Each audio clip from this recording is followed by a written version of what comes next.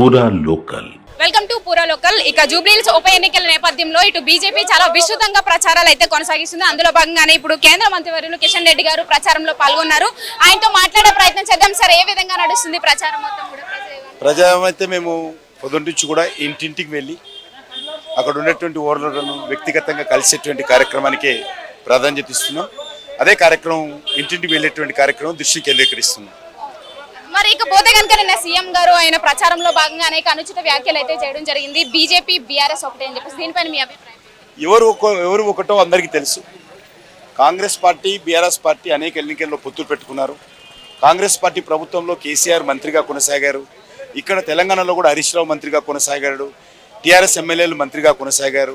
మేము ఎన్నడూ కూడా కాంగ్రెస్తో పాటు కానీ మేము ఎప్పుడు కూడా బీఆర్ఎస్ పార్టీ కానీ పొత్తు పెట్టుకోలేదు, భవిష్యత్తులో పొత్తు పెట్టుకోము. ఎందుకంటే రెండు కుటుంబ పార్టీలే, రెండు అవినీతి పార్టీలే, రెండు కూడా ప్రజలను దోపీ చేసినటువంటి పార్టీలే, ప్రజలకు ఇచ్చినటువంటి హామీలు అమలు చేయనటువంటి పార్టీలే. ఈ పార్టీలను మేము ఎప్పుడు కూడా దరికి చేరనీయము. ఈ పార్టీతో కలిసే ప్రసక్తి లేదు.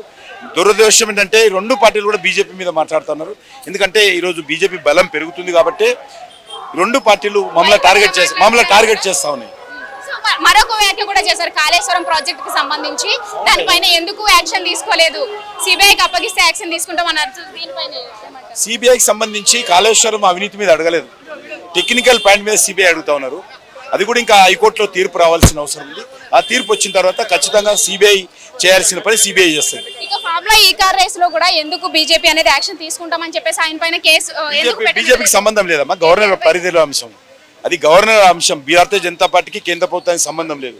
గవర్నర్ పరిధిలోని అంశము. వాళ్ళు లీగల్ ఏం ఆలోచన చేస్తున్నారో వీళ్ళు పోయి మాట్లాడాలి, ముఖ్యమంత్రి గారు మాట్లాడి దాని మీద పర్మిషన్ తీసుకోవాలి. మాకు సంబంధం లేని అంశము. ఖచ్చితంగా అవినీతి జరిగితే పొరపాటు ఎవరు చేసినా కూడా చర్యలు తీసుకోవాలని మేము డిమాండ్ చేస్తాం. ఇప్పుడు కూడా మీ ప్రచారంలో కూడా చివరికి ఏంటంటే మీరు కూడా మాట్లాడారు ముస్లింలపై. ఎక్కడ కూడా ముస్లిం అనే పదం లేదు. మజ్లిస్ పార్టీని తిడతాం. మజ్లిస్ పార్టీ గుండాయిజాన్ రౌడీజాన్ తిట్టాం తప్ప ముస్లింస్ అనలే. అదొక పార్టీ. ఆ పార్టీని తిట్టడంలో తప్పేముంది? ఇక్కడ జూబ్లీహిల్స్ పరిధిలోకి వస్తే కనుక మైనారిటీ ఓట్ షేర్ అనేది చాలా ఎక్కువగా ఉంది కాబట్టి బీజేపీ ఏ విధంగా కైవసం చేసుకోబోతుంది మైనారిటీ? అంటే హిందువులు తోటి గెలవకూడదా? ఒక ముస్లింస్ వేస్తేనే గెలుస్తామా? కాబట్టి ఎవరైనా మాకు మేము హిందువులైనా ముస్లింలైనా మాకు ఒకటే.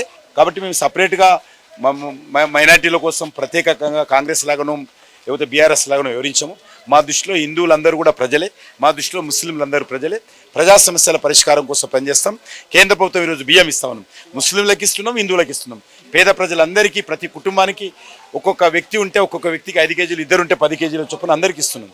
మాకు ముస్లిము హిందూ అనేది సంబంధం లేదు. కానీ ఎవరిని బుజ్జగించము. అందరూ దేశ పౌరులైన భావనతో ఉంటుంది తప్ప. కానీ మిగతా పార్టీలు మాకు ముస్లింల ఓట్లు తప్పాలి, మిగతా హిందువులు రాకుండా పర్లేదు అనే విధంగా వివరిస్తారు. సో మొత్తానికి చూసుకున్నట్లయితే కనుక ఇటు బీజేపీ కూడా జూబ్లీహిల్స్ ఉప ఎన్నికల్లో అత్యధిక మెజారిటీతో గెలిచే విధంగా అన్ని రకాల ప్రచారాలు అయితే కొనసాగిస్తున్నాయి. అందులో భాగంగానే ఎక్కడికక్కడ డోర్ టు డోర్ క్యాంపెయిన్లు కూడా ఇప్పుడు చేస్తున్న పరిస్థితి అయితే కనిపిస్తుంది. కెమెరా పర్సన్ సత్యంతో రామలక్ష్మి, జూబ్లీహిల్స్ నుంచి.